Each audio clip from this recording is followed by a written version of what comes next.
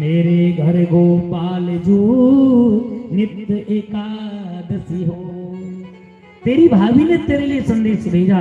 भगवान बोले हमारी ओर से भाभी से कह देना, क्या होनी थी सो है गई, अब नहीं ऐसी हो।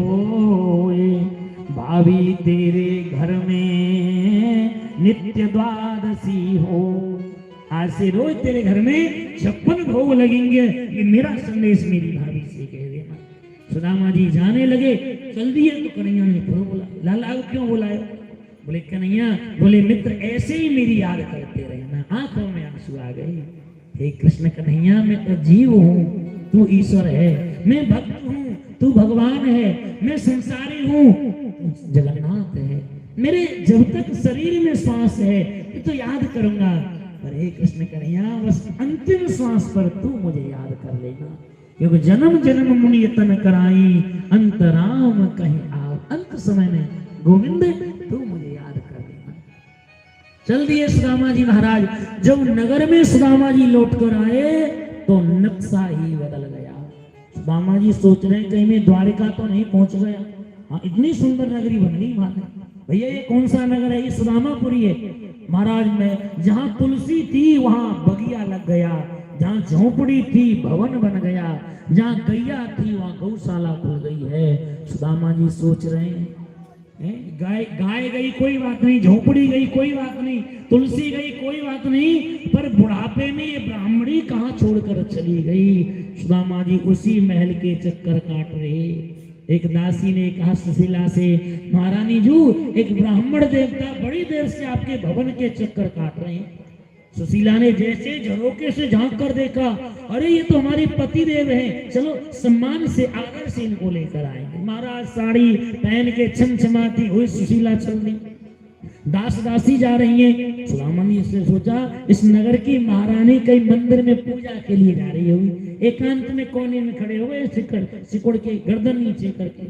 सुशीला गई हैं, चरणों में प्रणाम किया है, पूजन किया है, प्रार्थना कर रही है। महाराज मित्र से मिलने क्या गए कि घरवाली कोई भूल गई। और सुशीला के शब्द सुनाई पड़े। ऊपर देखा, अरे सुशीला तेरे दोए दोए चुटीला, सोने की थाली, कानों में बाली, ये सब कैसे हो गया? पूरी कथा यही सुना। चलो घर में चलते। हाथ पकड़ के घर में ले गए। कैसे हुआ? बोले आप तो मित्र से मिलने के लिए गए, मैं शाम के समय उनकी ठाकुर जी की आरती करने के लिए बैठी, न घी था न रुई न दिया न माचिस। मैं सोचने लगी प्रभु इतनी गरीबी मुझे क्यों दी कि आपकी आरती न कर सकूं। इतनी देर में तुम्हारा वो बचपन का मित्र कृष्ण कन्हैया प्रकट हो गया। भाभी तेरे हाथ के चावल बहुत प्यारे हैं, मेरा मित्र मुझसे नहीं मांगेगा, मैं तुम्हें देने के लिए आया हूँ। ऐसा कहकर तुम्हारे मित्र ने पूरा ये धन संपत्ति वैभव प्रकट कर दिया। सुदामा सोच रहे वारे कन्हैया तुझे देता नहीं देखा मगर झोली भरी देखी। सुशीला बोले हाँ तुझे धन चाहिए? बोले मिल गया। बोले मुझे कृष्ण चाहिए, मिल गया। अब जो शेष जीवन है ना मैं वृंदावन में जाके गुजार दूंगा। चरणों को पकड़ लिया, पूरा जीवन गरीबी में गुजारा। आज सुख का समय आया, मुझे नहीं सुशीला, मुझे नहीं रहना, इतना धन मिला है, मैं कैसे भजन करूंगा कृष्ण का। सुदामा जी जाने लगे।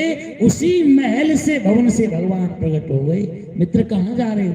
कन्हैया तेरे वृंदावन में जा रहा हूँ। क्यों? यहाँ भजन? बोले यहाँ भजन नहीं होगा। क्यों? तूने इतनी लाला इतनी संपत्ति दे दी है। कितनी बढ़िया बात कहते सुदामा जी। मित्र तुम संपत्ति के मालिक बनोगे तो भजन नहीं होगा, कहीं मुनीम बन जाओगे तो भजन हो जाएगा। यही समस्या है, मालिक बनना चाहते मुनीम नहीं। मुनीम को आपने देखा होगा, लाखों आते हैं मालिक के, कुछ नहीं होता, जानता मेरा नहीं, लाखों जाते दुखी नहीं होता मेरे नहीं।